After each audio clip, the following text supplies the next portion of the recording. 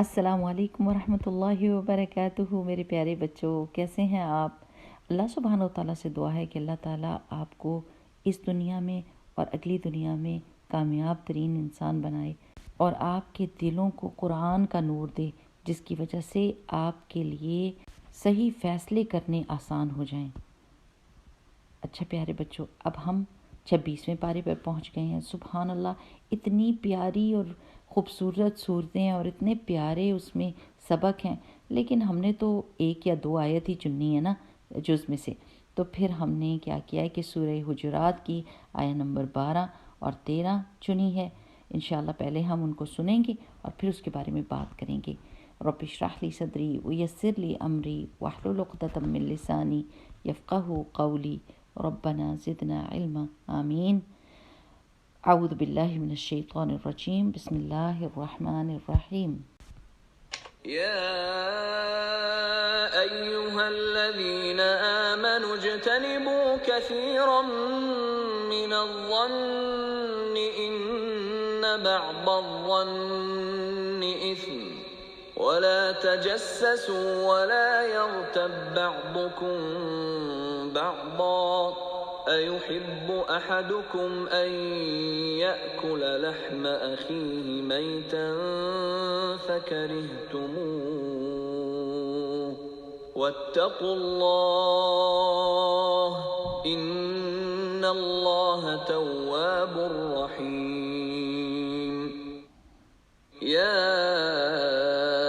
أيها الناس إنا خلقناكم من ذكر وأنثى وجعلناكم شعوبا وقبائل لتعارفوا إن أكرمكم عند الله أتقاكم إن الله عليم خبير۔ ان آیات کا مطلب ہے، اے ایمان والو، بہت گمانوں سے بچو، بے شک کچھ گمان گناہ ہوتے ہیں، اور عیب نہ ڈھونڈو اور ایک دوسرے کی غیبت نہ کرو۔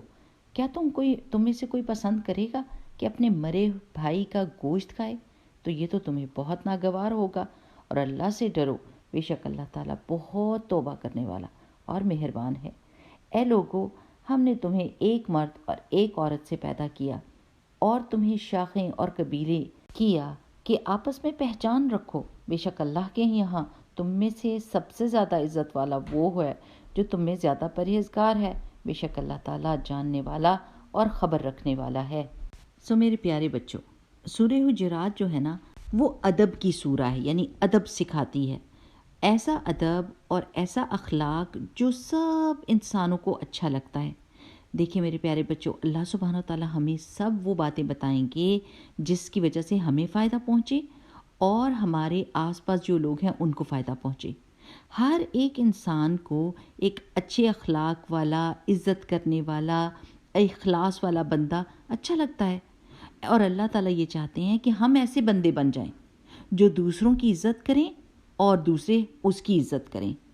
اگر ہم یہ ادب اور یہ اخلاق اپنا لیں جو اللہ سبحانہ وتعالیٰ نے ہم کو اپنے پیارے نبی صلی اللہ علیہ وسلم کے ذریعے سے سکھائے ہیں، تو پھر ہمارے گھر اور ہمارے معاشرہ بالکل امن والا ہو جائے۔ یہ صورت اس چیز سے سٹارٹ ہوتی ہے جس میں اللہ سبحانہ وتعالیٰ ہمیں بتاتے ہیں کہ اپنے پیارے نبی صلی اللہ علیہ وسلم کا ادب کریں، لحاظ کریں اور ان کا درجہ سمجھیں۔ جب ہم اپنے پیارے نبی صلی اللہ علیہ وسلم کا درجہ پہچان جاتے ہیں تو پھر ہمارے لیے بہت آسان ہو جاتا ہے کہ ہم اپنے بڑوں کا ادب کریں اور ان کو وہ عزت دیں جو ان کا حق ہے۔ اب جو آیات ہم نے آج پڑھی ہیں ان میں اللہ سبحانہ وتعالیٰ نے ہمیں گمانوں سے منع کیا ہے کہ بہت زیادہ گمان نہ کیا کرو، کہ اکثر و بیشتر گمان گناہ ہوتے ہیں۔ گمان کا مطلب یہ ہے کہ آپ کسی چیز کو اپنے دماغ میں کسی ثبوت کے بغیر ہی سچ سمجھ لیا ہے، حالانکہ وہ سچ نہیں ہے۔ چلیں اس کے بارے میں ایک ایگزامپل دیکھتے ہیں، ایک مثال دیکھتے ہیں کہ آپ اپنے دوست کے گھر گئے اور آپ نے اس کے کمرے میں وہ کلر پینسلز کا سیٹ دیکھ لیا جو بالکل آپ کے جیسا تھا، اور وہ کافی دنوں سے آپ کو مل نہیں رہا تھا، اور آپ نے ایک دم سوچا کہ اس نے میرا کلر پینسل کا باکس چرا لیا ہے اور اب اس نے سنبھال کے رکھا ہوا ہے، اور آپ غصے کے ساتھ، دل کے غصے کے ساتھ اس کے ساتھ باتیں کرتے رہے، کچھ کہا نہیں. لیکن جب آپ گھر آئے تو آپ کی امی نے کہا آپ کا کلر پینسل کا باکس آپ کی الماری میں سے مل گیا ہے. کتنا بندہ شرمندہ ہو اس بات پر، ہے نا. اچھا، ایک اور مثال کہ آپ نے پیزا سلائس سنبھال کے رکھا اور آپ نے تھوڑی دیر کے بعد دیکھا کہ آپ کی بہن ایک پیزا سلائس کھا رہی ہے، تو آپ نے رونا دھونا مچا دیا اور آپ نے شور مچا دیا اور اب اپنی امی کے پاس گئے کہ میری بہن نے میرا پیزا سلائس کھا لی ہے. لیکن آپ کی امی نے کہا نہیں، آپ کا تو فریج میں پڑا ہوا ہے پیزا سلائس. اب کتنی شرمندگی ہو. یہ بری بات ہے نا کہ آپ کو پہلے دیکھنا چاہیے تھا کہ واقعی وہ آپ کا سلائس ہے کہ نہیں، اور پھر آپ کو بات کرنی چاہیے تھی، لیکن آپ نے گمان کر لیا اور گمان جھوٹا تھا. اس کے بارے میں ایک بہت مزے کی کہانی ہے کہ ایک بچہ جو تھا وہ اپنے بینچ پہ بیٹھا بس کا انتظار کر رہا تھا، اور اتنی دیر میں ایک اور آدمی آیا اور اس کے ساتھ بیٹھ گیا. بچے نے تھوڑی دیر میں دیکھا تو اس کا بسکٹ کا پیک جو تھا وہ اس کے ساتھ پڑا تھا، تو اس نے بسکٹ کا پیک کھول کے کھانے لگ گیا. اب اس نے دیکھا کہ وہ آدمی بھی اس بسکٹ کے پیک میں سے کھانے لگ گیا، تو اس کو بڑا ہی غصہ آیا. لیکن وہ آدمی جیسے جیسے یہ اپنے بسکٹ کھائے وہ بھی اس میں پیکٹ میں سے بسکٹ کھائے، اور یہ کہنے لگا کہ یہ کتنا برا آدمی ہے، اس نے میرے سے پوچھا بھی نہیں اور میرے بسکٹ کے پیک میں سے کھاتا جا رہا ہے. اب اتنی دیر میں کیا ہوا، بس آ گئی. جب یہ بچہ بس میں چڑھا تو اس نے اپنے کارڈ نکالنے کے لیے بیگ کھولا تو دیکھا کہ بیگ میں اس کا اپنا بسکٹ کا پیک پڑا تھا. وہ ادھر بینچ پہ بیٹھے سارا وقت اس آدمی کے پیک میں سے کھا رہا تھا جو کہ اس کے بسکٹ کے پیک کے جیسا تھا. سبحان اللہ، اس نے اس آدمی کے بارے میں کتنا برا گمان کیا کہ یہ پوچھے بغیر میرے بسکٹ کھا رہا ہے، اور یہ نہیں پتا تھا کہ یہ خود ہی پوچھے بغیر اس آدمی کے بسکٹ کھا رہا ہے. سو میرے پیارے بچوں، ہمیشہ دوسروں کے بارے میں اچھا گمان رکھیے، اچھا گمان رکھیے. اس سے کیا ہوتا ہے، آپ کا دل صاف ستھرا رہتا ہے اور دوسروں کے ساتھ معاملہ کرنا بہت آسان ہوتا ہے. اگلا ادب جو اللہ سبحانہ تعالیٰ نے ہم کو سکھایا ہے وہ ہے وَلَا تَجَسَّسُوا، کہ جاسوسی نہ کرو، جاسوس چھپ کر کوئی چیز جاننے کی کوشش نہ کرو. جیسے امی ابو بات کر رہے ہیں تو ہمیں یہ نہیں کرنا کہ ہم چھپ کر بات سنیں کہ امی ابو کیا باتیں کر رہے ہیں. ہو سکتا ہے وہ میری بہن کے لیے کوئی تحفہ خریدنے کا سوچ رہے ہیں اور میرے لیے نہیں. یا آپ دوست کے کھوج لگائیں اور تجسس کریں کہ اس کے امتحان میں کتنے نمبر آئے ہیں جبکہ وہ آپ کو نہیں بتانا چاہتا. یا کسی کے گھر میں جائیں اور اس کی الماری، اس کے کھلونوں کے ڈبے اور اس کے فریج کو بالکل ہاتھ نہیں لگانا، کیونکہ اگر جو چیز وہ آپ کو دکھانا نہیں چاہتے یا بتانا نہیں چاہتے اور آپ وہ دیکھنا یا جاننا چاہتے ہیں تو وہ جاسوسی ہے، وہ تجسس ہے، اور اللہ سبحانہ تعالیٰ نے اس سے ہم کو منع کیا ہے.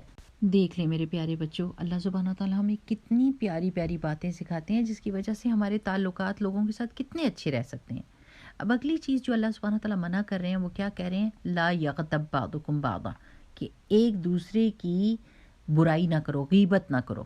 آپ کو پتہ ہے غیبت کیا ہے؟ رسول اللہ صلی اللہ علیہ وسلم نے ہم کو بتایا کہ غیبت وہ ہے کہ آپ اپنے کسی بھائی کی، یعنی کوئی بھی بندہ ہے، اس کی غیر موجودگی میں اس کی کسی ایسی بات کو بیان کریں جو وہ پسند نہیں کرتا کہ لوگوں کے سامنے اس کو بیان کیا جائے.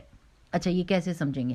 جیسے آپ کے دوست کے برے مارکس آئے ہیں، اب اس کا دل نہیں ہے کہ لوگوں کو یہ بات پتہ چلے، اور آپ اس کی غیر موجودگی میں باقی سب کو بتا رہے ہیں. آپ کو پتہ ہے اس کے کتنے مارکس آئے ہیں؟ اتنے تھوڑے مارکس آئے ہیں. اب یہ بات ہے سچی، لیکن اس بندے کو یہ پسند نہیں ہے کہ لوگوں کے سامنے یہ بات ہو، اور آپ نے اس کی بات لوگوں کے سامنے کھول دی. تو اب اللہ سبحانہ تعالیٰ کا حکم ہے کہ اللہ تعالیٰ یہ معاف نہیں کریں گے، آپ کو اسی بندے سے معافی مانگنی پڑے گی. لیٹس سے اگر کسی نے کسی کی غیبت کی اور اس سے معافی نہیں مانگی تو قیامت کے دن وہ بندہ جس کی غیبت کی گئی ہے وہ آ جائے گا اور وہ کہے گا اللہ تعالیٰ اس نے میرا حق مارا تھا، اس لیے مجھے اپنا بدلہ چاہیے.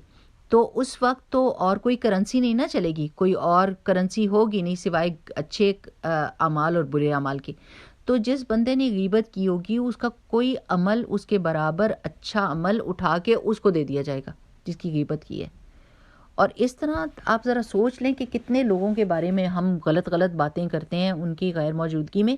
سب لوگوں کی لائن سوچ لیں کہ کتنی لمبی لائن ہوگی، وہ سب لوگ کھڑے ہوں گے اور ہماری کتنی نیکیاں لوگوں کے پاس چلی جائیں گی. اس لیے ہم نے اپنی نیکیوں کی حفاظت کرنی ہے، اپنی زبان کو روک کر رکھنا ہے.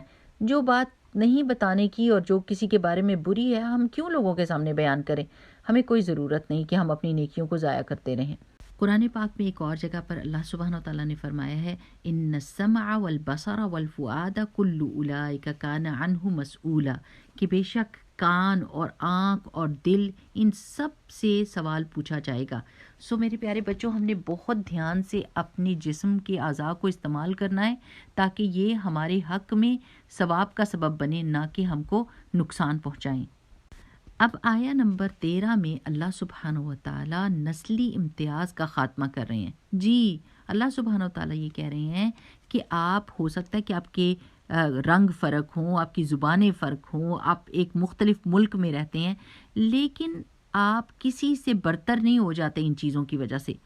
آپ اگر گورے ہیں یا آپ کی زبان انگریزی ہے تو اس کی وجہ سے آپ دوسروں سے بہتر نہیں ہو گئے، بلکہ جو بندہ بہتر ہے وہ کس وجہ سے بہتر ہے؟ تقویٰ کی وجہ سے۔ اور تقویٰ کس کو کہتے ہیں؟ اللہ سبحانہ و تعالیٰ کے ساتھ قریبی تعلق، ہر کام کرتے ہوئے سوچنا کہ یہ اللہ تعالیٰ کو پسند ہے تو کر لینا اور صرف اللہ ہی کی خاطر کرنا، اور برے کام سے بچنا اور یہ سوچ کر کہ اللہ سبحانہ و تعالیٰ نے اس سے مجھ کو منع کیا ہے۔ اس طرح ہم خود کو سیدھا رکھیں گے اور برے کاموں سے بچے رہیں گے، دنیا میں بھی اور آخرت میں بھی عزت والے ہو جائیں گے۔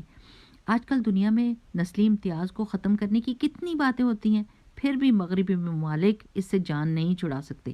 اور آپ کو مزے کی بات بتائیں، حج پر جا کر دیکھیں، وہاں پر لوگ مختلف رنگوں کے ہوتے ہیں، مختلف قومیت کے ہوتے ہیں، ان کی زبانیں فرق ہوتی ہیں، لیکن وہ ایک دوسرے سے پیار کرتے ہیں اور ایک دوسرے کی عزت کرتے ہیں۔ یہ اس لیے کہ ان کو پتہ ہے کہ وہ اللہ کی نظر میں سب برابر ہیں، اور ان کے رنگ اور اس کی زبانوں یا ان کے جس ملک میں وہ رہتے ہیں اس کی وجہ سے وہ برتر یا کمتر نہیں ہو جاتے، کیونکہ یہ سب چیزیں تو اللہ سبحانہ و تعالیٰ نے ان کو دی ہیں۔ پیارے بچوں، غیر مسلم اس نظام کو نافذ کرنے کے لیے کب سے کوششیں کر رہے ہیں اور ان کا کافی وقت اس پہ لگ گیا ہے، اور وہ اب اس نتیجے پہ پہنچے ہیں کہ انہوں نے اپنی معاشرے میں ان چیزوں کو لے کر آنا ہے۔ اور یہ سارے آداب تو ہم کو 1500 سال پہلے ہمارے پیارے نبی صلی اللہ علیہ وسلم نے قرآن کے ذریعے سے سکھا دیے ہیں۔ الحمدللہ، ہم کتنے زیادہ خوش نصیب ہیں کہ ہم مسلمان ہیں۔ اس خوشی کا اظہار کس دعا سے کرتے ہیں؟ رضیت باللہ ربا وبالاسلام دینا وبمحمد صلی اللہ علیہ وسلم نبیا، کہ اللہ سبحانہ تعالیٰ ہم راضی ہیں کہ اللہ سبحانہ تعالیٰ آپ ہمارے رب ہیں، اور ہم راضی اور خوش ہیں کہ محمد صلی اللہ علیہ وسلم ہمارے نبی ہیں، اور ہم راضی اور خوش ہیں کہ اسلام ہمارا دین ہے۔ اور جو دعا آپ نے اخلاق کی بہتری کے لیے سیکھنی ہے نا، وہ کیا ہے؟ اللہم کما حسنت خلقی فحسن خلقی، اللہ جس طرح آپ نے میرے چہرے کو، میری جسم کو خوبصورت بنایا ہے، اسی طرح میرے اخلاق کو بھی خوبصورت بنا دیں۔ کیسے دعا مانگنی ہے؟ اللہم کما حسنت خلقی فحسن خلقی، آمین۔ بارک اللہ فیکم، سبحانک اللہم و بحمدک، نشہد ان لا الہ الا انت، نستغفرک و نتوب الیک۔ السلام علیکم ورحمۃ اللہ وبرکاتہ۔